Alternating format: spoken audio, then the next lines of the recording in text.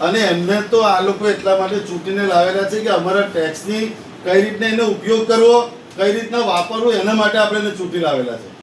Bharuch ward number 1માં આવેલી વિવિધ સોસાયટીઓના રહીશોમાં સ્થાનિક કોર્પોરેટર સામે રોષ જોવા મળ્યો હતો. રહીશોએ આક્ષેપ કર્યો હતો કે તેમના વિસ્તારોમાં રોડ, સ્ટ્રીટ લાઇટ અને વરસાદી પાણીના નિકાલ જેવી માળખાકીય સુવિધાઓના કામો કરવામાં આવતા નથી.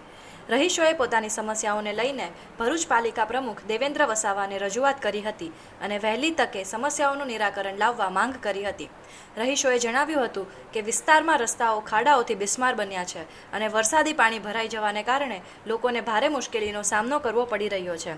સાથે જ રાત્રિના સમયે સ્ટ્રીટ લાઇટના અભાવે અવરજવરમાં પણ મુશ્કેલી પડી રહી છે. સ્થાનિકોએ પાલિકા તંત્ર દ્વારા તાત્કાલિક ધોરણે જરૂરી કામગીરી હાથ ધરવાની માંગ કરી છે. વોર્ડ નંબર 1 ના તમામ સોસાયટીના રહીશો, સ્પેશિયલી જીનત બંગલોજ, અલ ફારૂક, ખુબેબ, પટેલ, એટલા વિસ્તારની અંદર ઓછામાં ઓછી 10 થી 15 સોસાયટીઓ આવેલી છે અને ત્યાં ઓછામાં ઓછા 1000 મકાન એ ગ્રેડનો ટેક્સ ભરી રહેલા છે નગરપાલિકાના અંદર.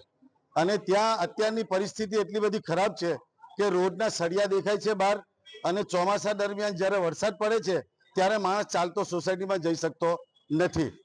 અડધી રાતે કોઈ અગર માણસ આવે તો એ પોતાના ઘરે જવા માટે એને સ્પેશિયલ વાહન કરવું પડે છે, કેમ કે ત્યાં કૂતરાઓનો ત્રાસ છે, લાઇટ પણ નથી ને અંધારું છે.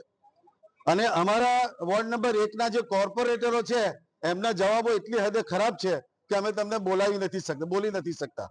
નમસ્કાર. આજ રોજ વોર્ડ નંબર 1ના રહીશો દ્વારા જે રજૂઆત કરવામાં આવી હતી રોડ, રસ્તા અને સ્ટ્રીટ લાઇટ રિલેટેડ, એ ભરૂચમાં અત્યારે વિકાસની ગતિ ચાલી રહી છે. એ ગતિના અનુસરણમાં 2-3 દિવસમાં વોર્ડ નંબર 1માં વિઝિટ મારીને એ લોકોના પ્રશ્નોનું નિરાકરણ કરી અને એ લોકોના જે હકના પ્રશ્નો છે એને વાચા આપવામાં આવશે. ભારત માતા કી જય. જય જય ગરવી ગુજરાત.